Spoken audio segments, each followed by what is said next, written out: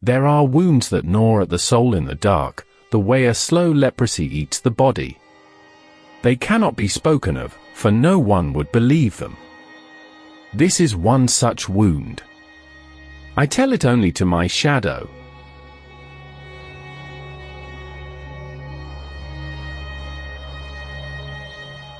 I am a painter of pencase covers.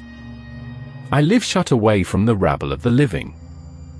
And by some curse I do not understand, my brush returns again and again to one single picture, the same scene, as if my hand already knew a thing my mind did not. Always the same image. A bent old man beneath a cypress, and beyond a little stream a girl in black, leaning across the water to hand him a blue flower of morning glory. I had painted it 1,000 times before I ever saw it with my eyes.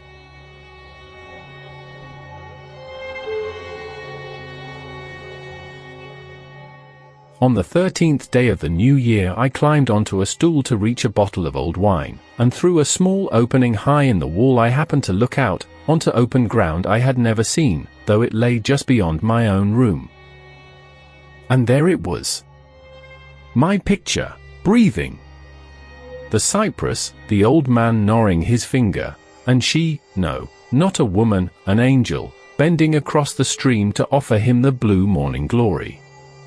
I could not move. The whole current of my life turned toward her. Then her eyes found me.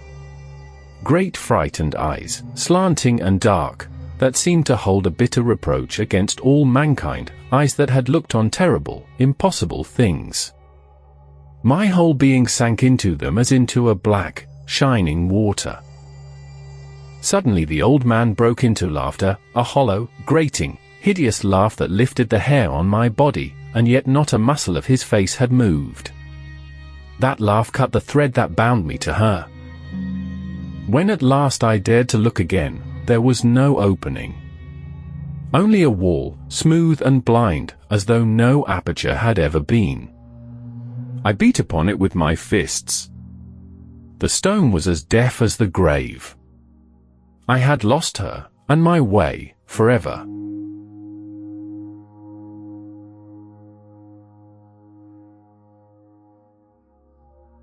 For 2 months and 4 days I wandered at dusk like a murderer drawn back to his crime.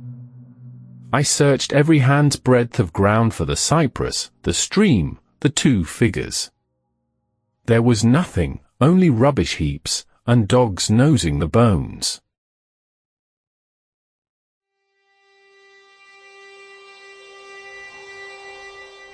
I drowned myself in wine and opium. But the drug did not numb me, it sharpened her. Eyes open or shut, asleep or awake, her face stood before me clearer than the room, and the blue flower with it. On the last evening a thin rain fell and a heavy mist came down. In that softening of the world I felt, for once, almost free, as if the rain were washing my black thoughts away. And that night, the thing that should never have happened, happened. When I came home, a figure in black was sitting on the stone bench beside my door. The match burned down and scorched my fingers. 2 great dark eyes gazed up, seeing nothing, and yet I knew her at once. It was she. Without a word she rose and walked the dark corridor like one who knew the way, and lay down upon my bed. Her face was in shadow. She seemed neither afraid nor unwilling, only far away, as if she had come in her sleep.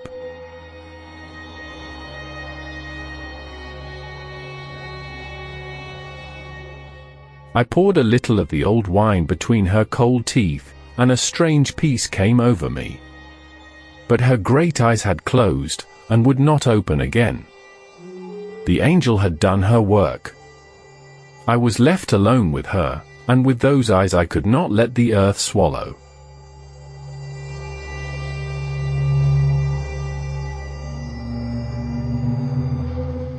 Sadegh Hedayat. The Blind Owl.